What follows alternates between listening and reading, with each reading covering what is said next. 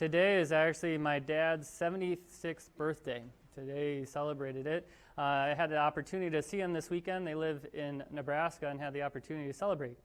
And just in honor of my dad, they know that my family can always end up in my homily, so I'm sure he's aware of this. But my dad's an Irishman, and so besides the drinking songs that he would always sing to us, he'd always have these old-time commercials that I still remember to this day. One of them is, "Some boys like girls, but I don't care. I like Oreos." And I was like, it's one of those like dad songs, like chants. And it's like, well, I guess he's singing to the right celibate man because I like Oreos, right? So that's how it works out. But one of the things my dad taught me when I was younger, as he was a man of the grill, he said a good steak only needs a little salt.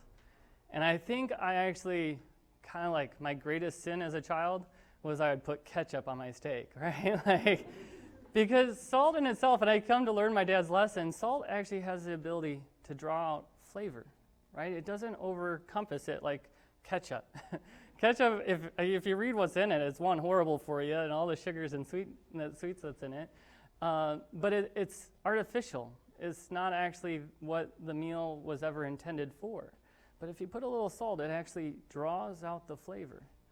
In a certain way, I think the gospel is a challenge for us. At least it challenges me. Christ is actually talking to a group of followers, not only his disciples and apostles, but to the multitude. This is the Sermon on the Mount. And in many cases, he's speaking to thousands of people. And he's saying, you are salt of the earth.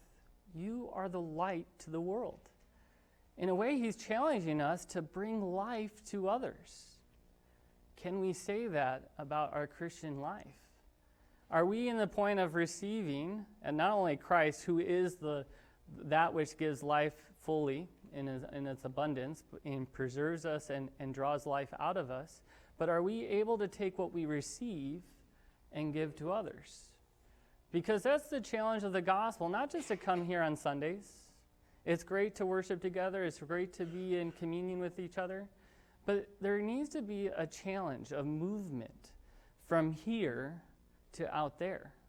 Because I don't know if you know this, but the Mass is a prayer and intention that we bring to others. So I'm going to be praying for my father. And so there's a chance where I say, pray, my brothers and sisters, that my sacrifice and yours may be acceptable to God, right? So in a certain way, we're asking you to bring your prayers and place it on the altar.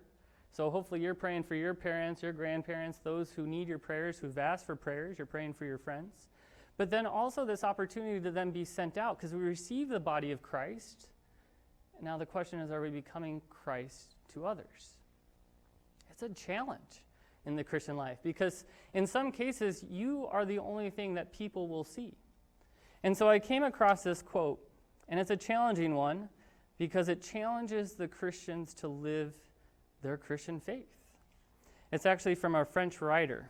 I'm not even going to try to pronounce his name, but I'm just going to read the quote, right? "Dear brothers," says the agnostic from the pulpit, "many unbelievers are not as hardened as you imagine, but when we seek Christ, now in this world, it is you we find, and only you. It is you Christians who participate in divinity as your liturgy proclaims. It is you divine men and women who ever since Christ's ascension have been his representatives on earth. You are the salt of the earth, and if the world loses its flavor, who should I blame?" Whoa. That challenges me at the heart. Because in many cases, if the faith is on a downward trend, I'm at fault. Because I'm not living it in a way that is being salt to the earth or light to the world, as Christ asks of us. So I challenge you, especially as we begin a new semester, to put Christ not only in the center of our lives, trying to grow ever and more deeply in our relationship with him, but then challenging ourselves to bring it to others. Because I guarantee you, people are longing for that salt, right? That flavor, to bring the fullness of life. They're dying in a way to receive the light that only the Lord can give. I'm going to end with a story. I had the opportunity to do ministry at CU in Boulder. And we challenged our students to go out on campus and just to invite students to come to Mass, to come to the sacraments, to come encounter Christ in the Word through friendship and through relationship. And so I had the blessing to work with Mary Ferraro. She did missionary work, and now she's happily married, has several kids. But she had this opportunity to encounter a student she didn't know. It wasn't one of her friends.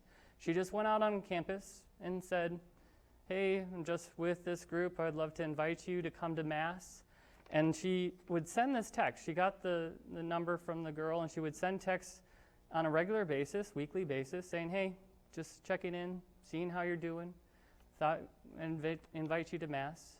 And she received this email towards the end of the semester. And it's a powerful one. Where to start? I want to tell you that I apologize for not being responsive to your text. I've had a problem with communicating with everyone. This black hole sometimes just consumes me. And I don't know how to say this, but there is no way I can thank you enough for sending me them. In the darkest parts of this past few weeks, a text from you would pop up, and even though I couldn't respond to it, it really meant the world to me. You know almost nothing about me, yet you cared about how I'm doing and have been offering support, and that has literally saved my life. My family and my friends have been supportive, but a complete stranger offering help and offering to talk just blows my mind, and I can never thank you enough. After I talked with you, I started going to Mass with my friend and love it and will continue to go. I don't really believe in divine intervention, but I don't think meeting you was just by chance. Really, the only thing that has really kept me alive right now has been you, and you really continually trying to reach out to me. So I'm really sorry for not responding to you, but you really have helped me in immense ways just by messaging me, offering support. I don't think in any way I can thank you enough. There are many people longing for the Lord, and guess what? The Lord truly believes that you can be his instrument, that you can be his salt to bring life into another, that you can be the light to draw them back to God.